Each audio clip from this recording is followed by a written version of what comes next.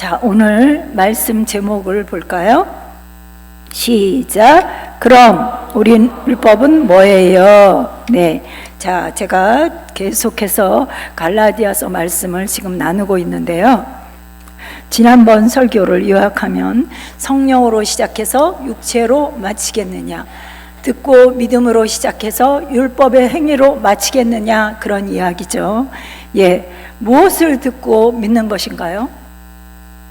하나님의 약속, 복음을 듣고 믿는 거죠. 예. 자, 그런데 갈라디아 사람들이 성령으로 시작해서 육체로 마치려고 하는 그런 움직임이 보였을 때 사도 바울이 그렇게 얘기를 했습니다. 구원도, 믿음의 시작도 듣고 믿음으로, 그리고 믿음을 계속하는 성장도, 믿음의 성장도 듣고 믿음으로 하는 것이다, 그렇게 얘기를 했습니다. 칭의도 듣고 믿음으로, 성화도 듣고 믿음으로 한다고 그렇게 얘기를 했습니다. 자, 그러면 그 즈음에 우리 마음속에 의문이 생기는 것이 오늘 설교 제목이에요. 한번 다시 읽어볼까요? 그럼 율법은 뭐예요? 그럼 율법은 뭐지? 이런 생각이 드는 겁니다. 그래서 오늘 갈라디아서 3장 15절에서 25절까지는 율법이 뭔지, 율법의 역할이 무엇인지, 율법의 취지가 무엇인지와 율법의 취지가 아닌 것이 무엇인지를 사도 바울이 서술하고 있습니다. 그래서 우리 15절부터 25절까지 율법의 취지, 그리고 율법의 취지가 아닌 것, 이 두 가지를 함께 볼 터인데요. 자, 율법의 취지가 아닌 것을 보려면 무엇부터 봐야 되냐면 하나님의 약속, 하나님의 언약의 성격부터 우리가 봐야 됩니다. 그래서 갈라디아서 3장 15절을 보겠습니다.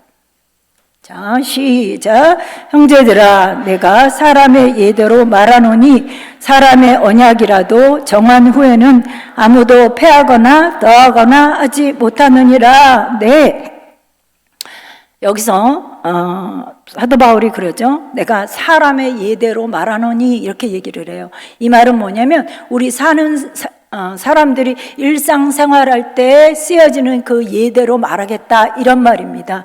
자, 그런데 여기 사람의 언약이라도 정한 후에는 이렇게 되는데, 언약이라도, 여기에 언약은 히브리 말로 디아세테, 이런 얘기예요. 디아세테라는 말인데요. 여러분 이걸 잘 기억하셔야 돼요. 이 의미는 법정 유언을 말입니다. 예. 이따 5시에 밥 먹으러 보자, 이렇게 둘이 약속한 이런 약속 말고요. 법정 유언을 말해요. 원래 헬라어의 의미는요. 자, 그래서 법정 유언은 법적인 절차를 따라서 만든 합법적인 것이죠. 유언이죠. 예. 자, 그래서 이런 법정 유언은 시간이 지나도 상황이 변해도 어떻게 해요? 건들 수 없잖아요. 자, 그래서 사람의 언약이라도, 사람의 법정 유언이라도 왜요?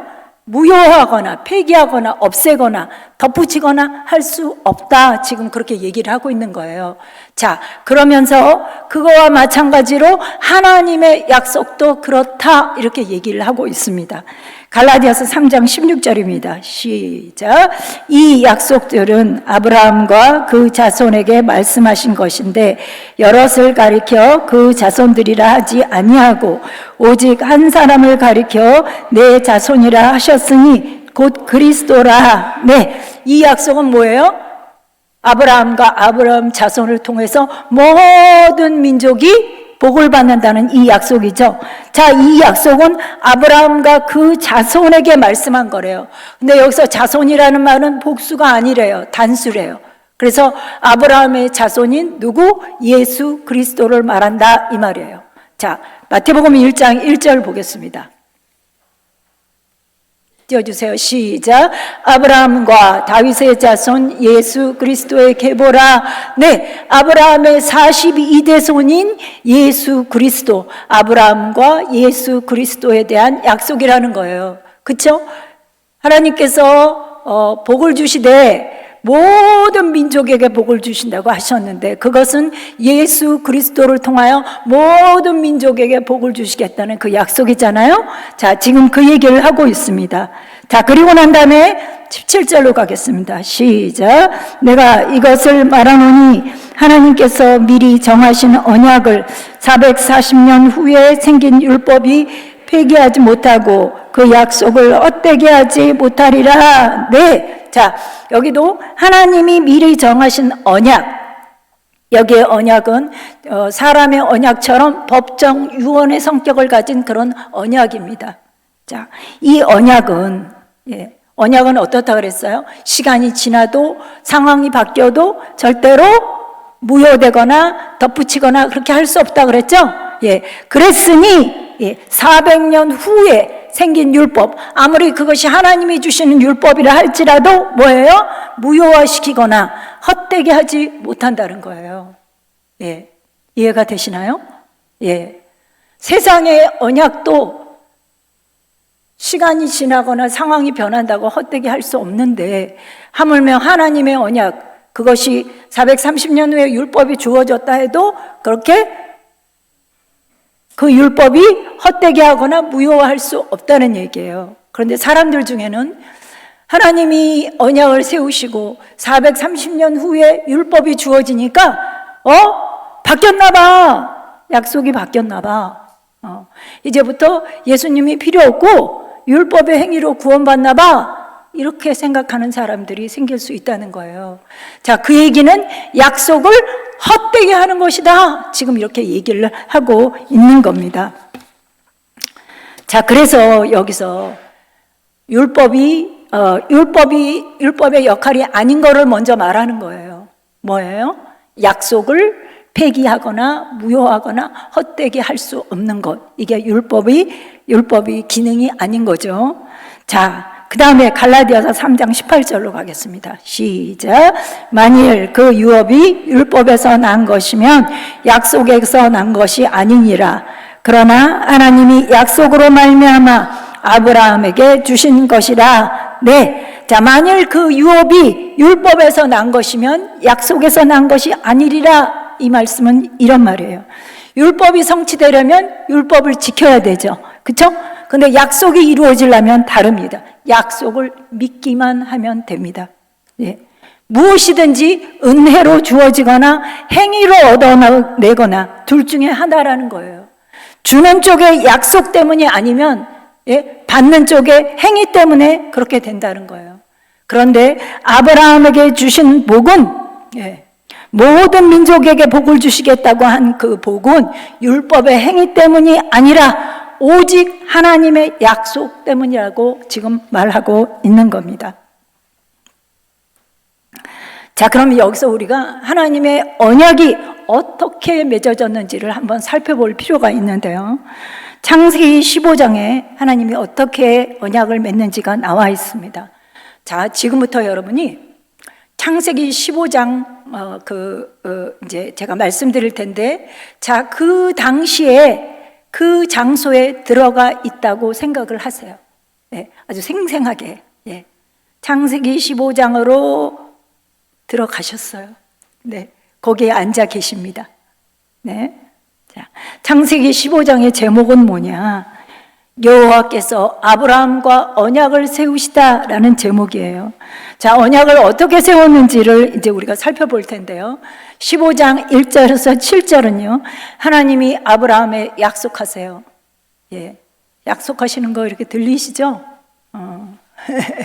뭐라고 약속하시냐?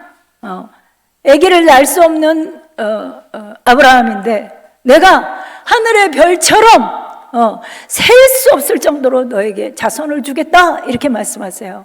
그러니까 아브라함이 그것을 믿었어요. 그러니 하나님이 그 믿음을 의로 여기셨습니다. 그리고 난 다음에 하나님께서 또 약속하세요. 네가 지금 있는 그 땅, 가나안 땅이죠. 가나안 땅을 소유로 주겠다. 가나안 땅을 주겠다. 이렇게 말씀하세요. 자, 여기서 살살 냄새가 나요. 저하고 같이 이렇게 냄새를 맡아보세요.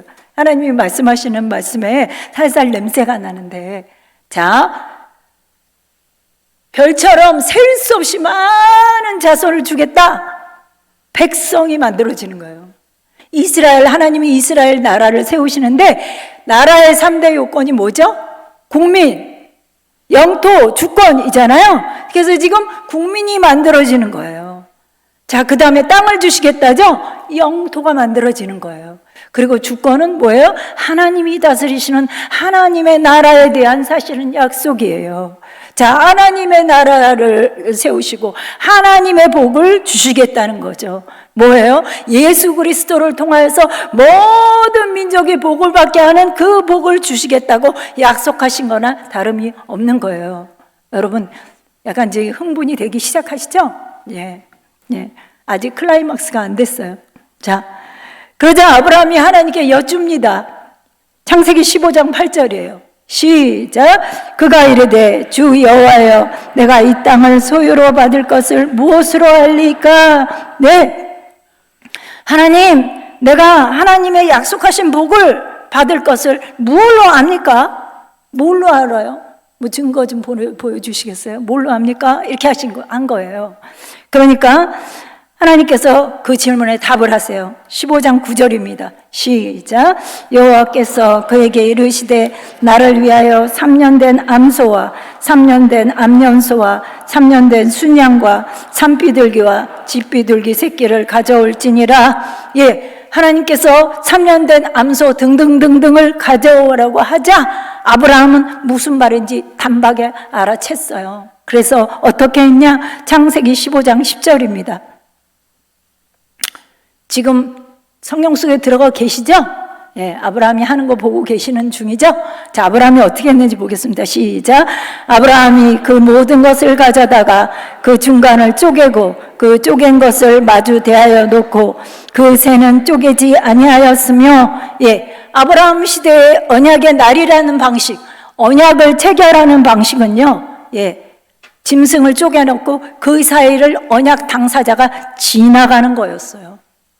자, 이거는 뭘 의미하느냐? 만약에 언약을 어기면 이 짐승처럼, 예, 잘라지고, 예, 갈라지고 죽는다, 죽어도 좋다, 이런 뜻이에요.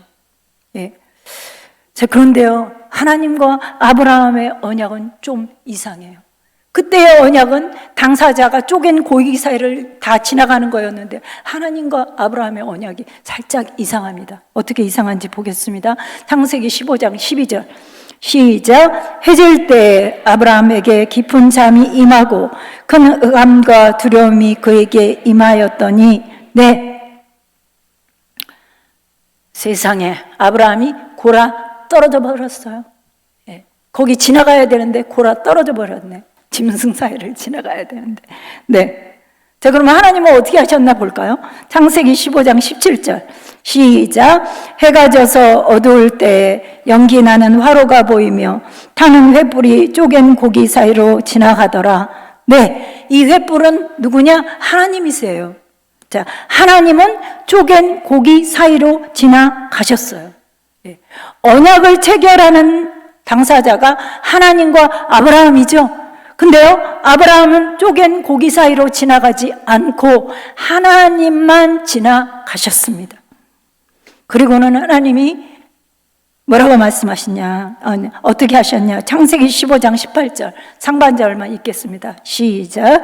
그날에 여호와께서 아브라함과 더불어 언약을 세워 거기까지. 그렇게 하나님은 아브라함과 언약적 약속을 세우신 거예요. 이건 뭘 의미하느냐? 이 하나님의 언약은 아브라함에게 달려있지 않대요. 오직 하나님께만 달려있다는 얘기예요. 예. 아브라함에게는 달려있지 않아. 아브라함의 행위, 생각, 어떤 것에서 달려있지 않고 뭐예요? 하나님께만 달려있다는 얘기입니다. 그리고 하나님은 우리말로 죽을지언정 하나님과 그 후손 예수 그리스도를 통해 온 세상에 복을 주신다는 약속을 절대로 어기시지 않겠다는 거예요. 결국 하나님은 아브라함의 자손 예수 그리스도를 이 땅에 보내주셔서 십자가에 죽게 하심으로 모든 민족, 우리를 포함한 모든 민족이 복을 얻게 해주시겠다는 그 약속을 지키셨습니다. 할렐루야!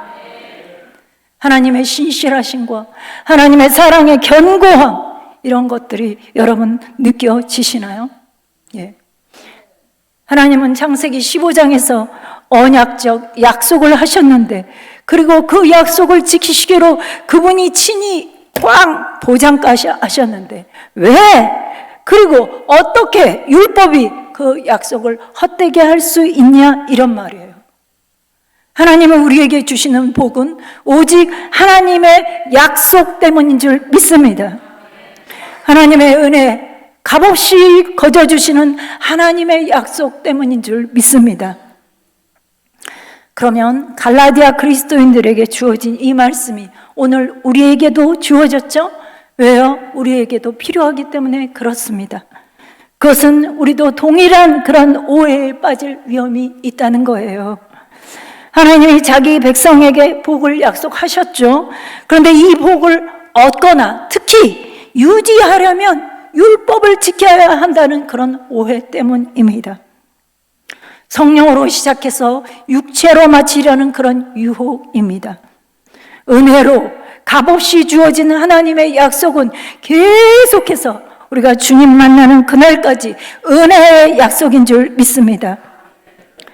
그리스도인들 중에는요, 그리스도인의 삶을 시작할 때는 자기에서, 자아에서, 인간적 노력에서 벗어나서 십자가를 밝히 보고 우리 대신 그리스도께서 저주받아 우리에게 복을 주신다는 하나님의 약속을 받아들이고 의지를 합니다.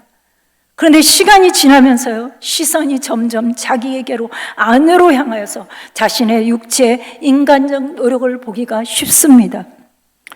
자신의 행위에 의지해서 하나님 앞에 받아들여지려는 그런 유혹이 듭니다.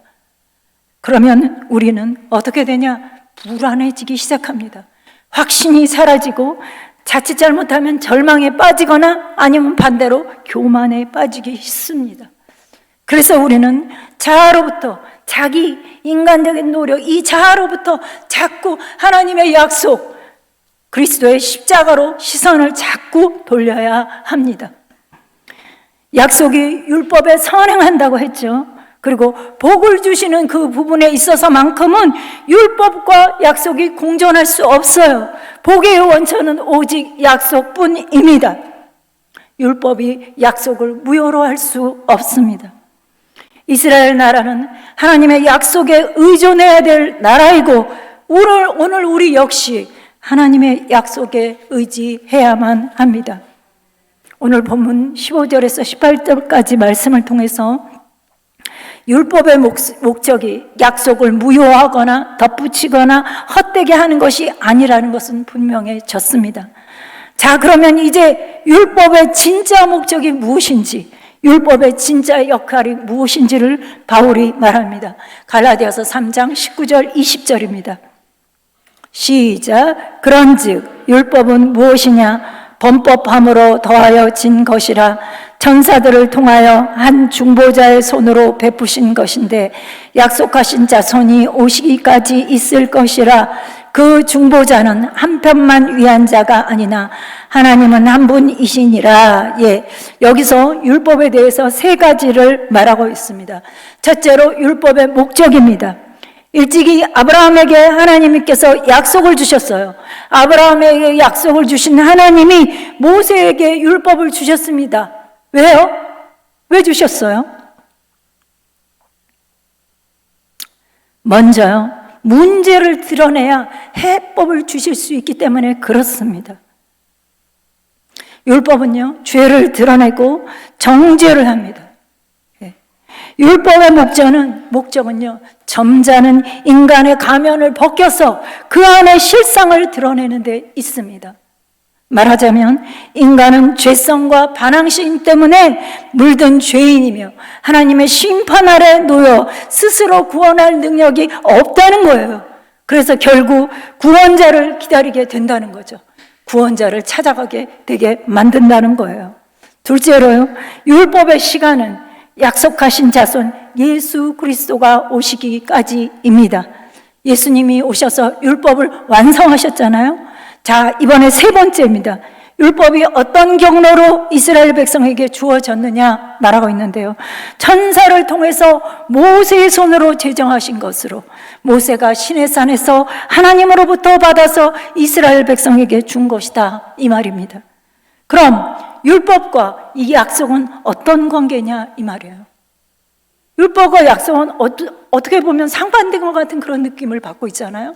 어떤 관계냐? 상반된 것이냐? 예, 갈라디아서 3장 21절 22절입니다.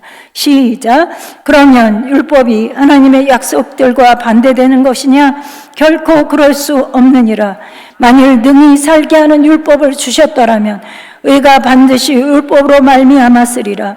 그러나 성경이 모든 것을 죄 아래 가두었으니 이는 예수 그리스도를 믿음으로 말미암는 약속을 믿는 자에게 주려 함이라. 네, 율법과 하나님의 약속은 서로 반대되지도 충돌하지도 않고 함께 간다는 거예요. 그러나 율법은 한계가 있다는 거죠.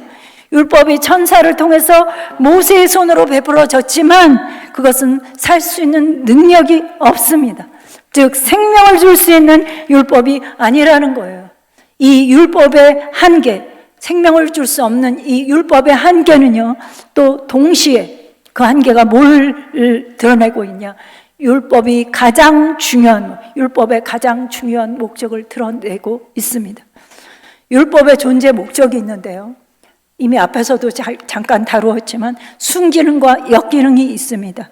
먼저 역기능부터 보면 22절에 읽었던 성경이 만물을 죄 아래 가두었다라고 했죠. 예, 율법이 만물을 죄 아래 가두었다 이렇게 했는데요, 율법은 모든 사람의 죄를 드러내서 모든 사람을 정죄한다는 거예요. 반면에 율법의 순기능은 뭐냐? 죄를 드러내는 율법이 오히려 죄 문제를 해결하시는 예수 그리스도께로 인도하여서 예수님을 믿음으로 하나님의 약속, 복을 받게 한다는 겁니다. 율법이 하나님의 약속으로 예수 그리스도께로 이끈다는 거예요. 그리고 나서 바울이 다른 각도에서의 율법의 역할, 예수님이 오기 전까지 한시적인 그런 율법의 역할을 말합니다. 두 가지를 말하는데요, 갈라디아서 3장 23, 24절입니다.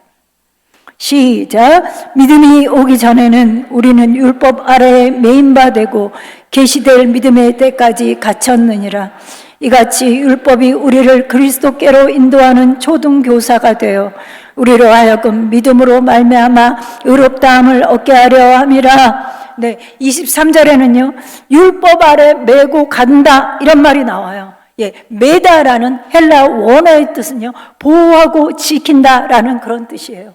뭐냐? 율법은 넘어가서는 안 되는 선을 제시함으로 하나님의 백성을 보호하는 호위병과 같은 역할을 한다는 거예요. 24절에는요, 율법을 초등교사로 말하고 있죠. 예, 초등교사가 뭐예요? 어린아이. 어른 아니고 어린아이를 수종드는 인도자라고 할 수가 있어요. 율법이 초등교사가 되어서 우리를 그리스도께로 인도하여 믿음으로 말미암아 의롭다함을 얻게 한다는 거예요. 종합하면 믿음이 오기 전에는 율법은 호위병과 초등교사의 역할을 하여서 우리를 예수 그리스도께 인도한다는 말입니다. 그러면 그리스도인의 삶과 율법의 관계는 어떻게 되는 것입니까? 그리스도인의 삶과 율법과의 관계는 어떤 것인가요? 23절에 율법은 믿음의 때까지 우리를 가두었다라고 했는데요, 그러면 믿음이 온 후에는 어떻게 되었나요? 갈라디아서 3장 25절입니다. 시작. 믿음이 온 후로는 우리가 초등교사 아래에 있지 아니하도다. 예, 믿음이 오면 급하게 변합니다.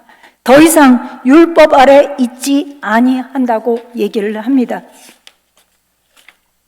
믿음이 온 경우, 다시 말하면 우리가 믿음이 온 경우죠. 그리스도인이죠. 자, 그리스도인 경우에는 율법은 이미 호위병과 초등교사의 소임을 다했어요. 율법이 초등교사, 호위병 소임을 다했으니 이제 율법쯤은 잊어도 된다, 이런 말인가요?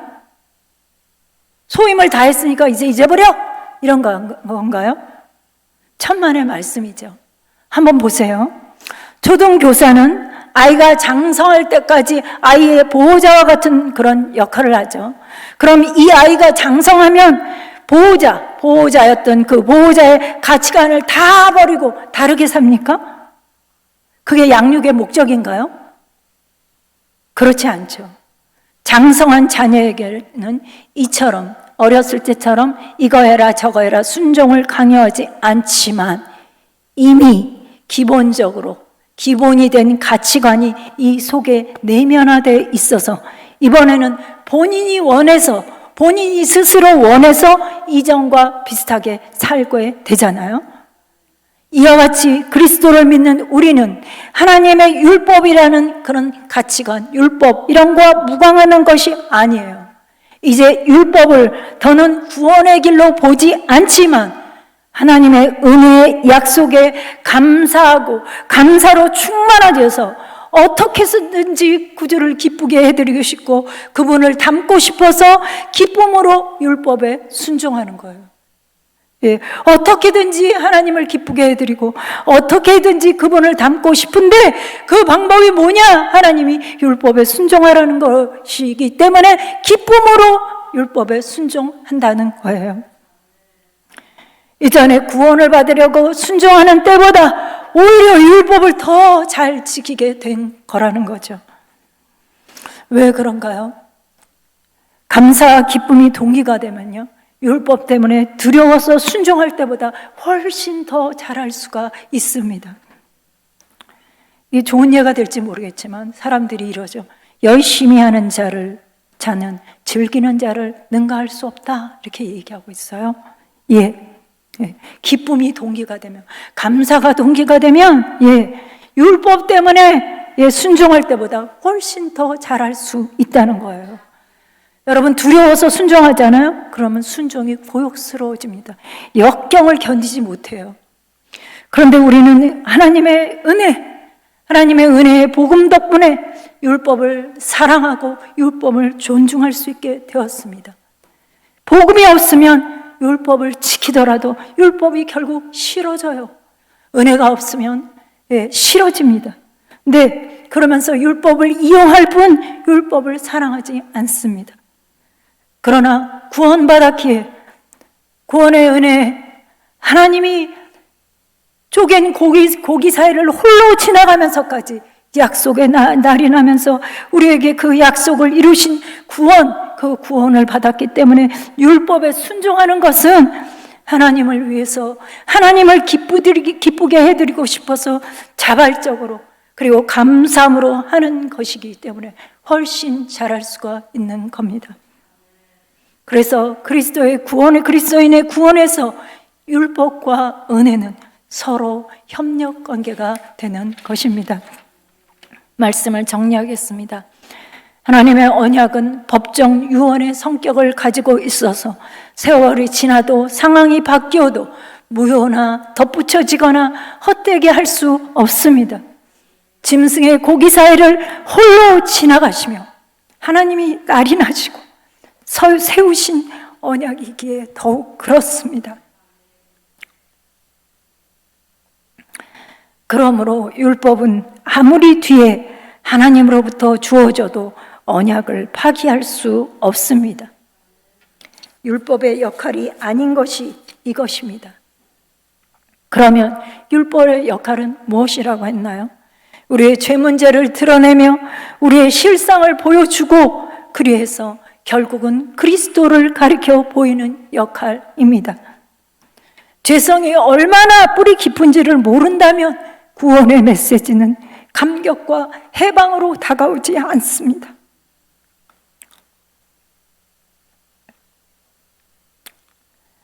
자신의 빚이 얼마나 큰지 모른다면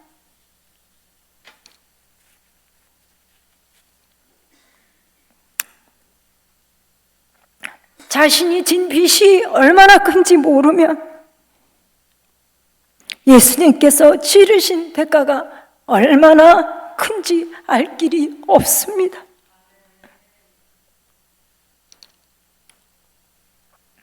자신이 별로 악하지 않다고 생각하면 은혜도 소용이 없기 때문에 죄성을 드러내서 예수 그리스도께로 우리를 인도하는 율법이 얼마나 귀한 역할을 하는지 모르겠습니다. 이 율법을 예수님이 우리를 위해서 지키시고 우리 대신 죽으셨기에 우리는 약속된 복을 바라볼 수 있습니다. 받을 수 있습니다. 율법 덕분에 우리는 결국 예수님을 만났고 예수님을 사랑할 수 있고 감사의 마음으로 예수님께 순종하여서 우리의 사랑을 표현할 수 있게 된 줄 믿습니다. 사랑하는 주일 가족 여러분,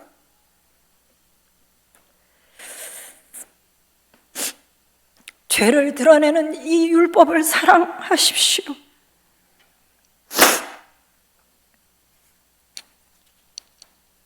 율법으로 나의 실상을 보지 않고는 복음의 진가, 예수님의 십자가의 죽으심의 가치를 깨닫지 못합니다.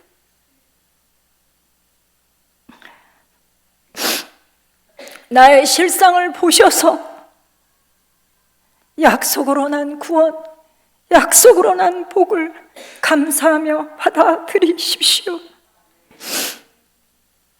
이제 하나님께 감사하며 기쁨으로 하나님의 말씀에 순종하여서 여러분의 사랑을 하나님께 드리는 복된 주일 가족이 되시기를 축원합니다.